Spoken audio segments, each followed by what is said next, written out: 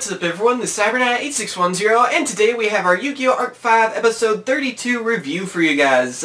Again, this is one of the pretty good episodes. I would say this duel that happened between episode 31 and to 32 were probably the best duel. It's the best duel I think we've seen the whole series, so it was a lot of fun. You can kind of tell that Sawatari is going to end up being, again, like I said in the last episode, how he's going to be like the Chaz of the series, really. You know, kind of a butthead at the beginning and then become one of the good friends of the main character, you know, just like how Chaz did that and everything too. And yeah, I mean, it's pretty awesome. The only thing I'm kind of worried about is, I guess it'll be something we'll get to later, but, and I'll kind of explain more about that, but I'm afraid he's not going to be using Yosenju's in the future, so I'm kind of wondering on that. We'll get to that though, I guess. So anyway, with this duel, it doesn't look good for Yuya. It was like, all the times he would have monsters on the field, it seemed like they would always go back to the deck with a combo that Sawatari and Arigi taught Sawatari, I guess, really. And that's what he was saying, that's the main weakness to Pendulum Monsters. And I talked about that in the last review as well. And yeah, that pretty much is like the main thing that can hurt a Pendulum Monster, because they're in the hand or extra deck, or, you know, destroyed in any way, they can always come back. So it was pretty cool to see that combo still, and he keeps using it. He's even sitting back at the set cards that Yuya set, and the whole time he's looking for an action card. And I actually thought it was pretty cool, a lot of the stunts and stuff they did on this. It was, like I said, it's probably the best duel, I think. I think I'm just going to go with it. It's the best duel, I think, for this whole series so far. I really recommend it. Even if you don't really care for Arc-V or whatever, you should see these two episodes for this duel. Anyway, you see that, and then of course Yuya's trying to find a way to, of course, be able to fight back and just survive, actually, for the longest time on it. And, yeah, you keep seeing Sawatari, like, swarm the field and everything. He gets out his ace monster and all that. And Yuya finally is able to turn it around and uses a card, or one of his face-down cards that he had, because whenever it's moved from the field, it activates. And it makes it where Sawatari's monsters aren't Yosenju's anymore. They're actually, like, they lose their names, I think, completely. And so that makes it where their own effects work against them, so they all go back to the deck instead of going back to the hand, which kind of messes up Sawatari's whole combo and everything too. So that was pretty cool. It was cool to see like his own effect working against him and everything. I think it removed everything except for the shrine and the pendulum monsters that he had. So, you know, all the monsters he had were sent back to the deck.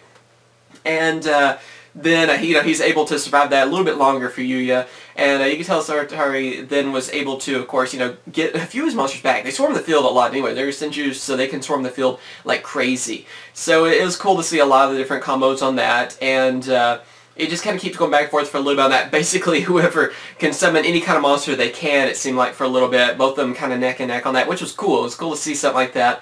And then it finally ends up where they both have their ace monster. So you have Odd Eyes, and then you have I can't remember the name of the main Yosenju card. It's the one where it's like the green tornado looking like lion. I cannot remember the name. I'm sorry. I'm having a hard time remembering all the different names because they changed the names on me for a lot of these, and it's been crazy. But yeah, you finally see those together. It was pretty cool because Yuya was finally able to pendulum summon, and everyone's calling for him. Even Sawatari was like, you know, they want you to pendulum summon. You better figure out a way to do it this turn. And he's right too, because it's the only way he could come back from it. And so he's able to pendulum summon, and then, of course, like I said, Odd Eyes is out in the field and everything, so you have both ace monsters. You have the gorilla on their drum, gorilla or whatever, which is pretty cool. It's kind of like the MVP, I guess, of this duel. It seemed like that card was always on the field and everything, and Yuya was really using it. And so I thought it was pretty cool how both of them, because with the gorilla's ability and everything too, it made it where they both had 3,000 attacks. So when they attacked each other, it was cool to see Sawatari and Yuya both jump for an action card. And that was actually something, one of the few moments where I didn't mind action cards, because in this duel it seemed to work a little bit better. Even though, you know, still, I kind of have a problem with them because, like, I guess in some of this duel, if there weren't action cards, that Yuya probably wouldn't have won then. But it was kind of cool to see both of them use them, and it ended pretty cool on that because it made it where Sawatari ended up, like, what was it, like half the attack of Odd Eyes would be inflicted to the opponent. It was something like that, anyway. And then Yuya has an ability where he made it where the effect didn't work and all that too, and made it where Odd Eyes survived. And then he's able to use Trump, which is effect to go for the fusion. So it's cool to see Beast Eyes again, and that's basically how he wins the duel, using all their effects and everything too on that. So it was a really good duel. Like I said, it was a lot of fun to watch and everything. At the end of it, Ricci did say something about how they wanted, or that they he ordered his guys to get the Yosenju Pendulum Monsters away from Sawatari to mass produce them. So that's what I'm saying at the beginning, like, does this mean he could be using a different archetype, or are they just going to take them away, you know, make a few more copies of them or whatever, you know, mass produce them, of course, and then he'll get these cards back? I really hope so, because I don't really mind him kind of being the Bastion-like character in a way, too, like using all kinds of different decks. It's kind of cool. But I want him to stick with something, whether it be Yosenjus or go back to Monarchs, or at least one of those, because that would be pretty cool. But yeah, what do you guys think about this duel? Again, I thought it was really good, a lot of cool scenes and everything too. I can see Sawatari becoming like one of Yuya's best friends in the end of this. Like I said, he really is, he's the Chaz character of this series, and it's cool to see a little bit more of a character like that in this.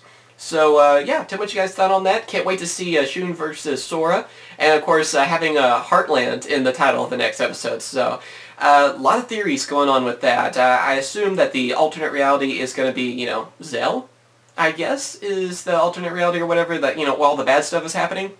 Because they have the Heartland Tower, and it looks like Shun isn't too happy about that. So, I already have heard some spoilers of the future, so I'm not going to, of course, say anything on that. But I guess this is actually going to connect Arc-V and Zell together. And I'm still wondering, how is this going to connect, you know, 5D's GX and the original? Because 5D's GX and their original were supposedly, like, different dimension completely from Zell.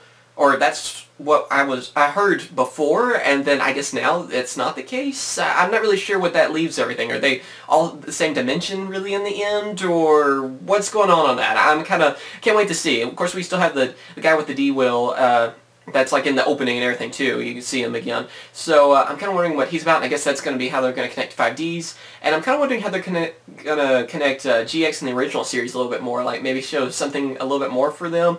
I guess we've had a lot of fusions, so that can kind of count for GX. But I'd like to somehow see Dark Magician or Blue Eyes or something in this series, so hopefully something like that will happen. But yeah, let me know what you guys thought about this. Of course, thank you for watching. Remember to comment, rate, and subscribe. Again, you gotta see this episode. I don't care if you hate the anime, you hate Arc-V, whatever. See these 2 episodes. Alright? So yeah, I'll catch you guys later. See ya.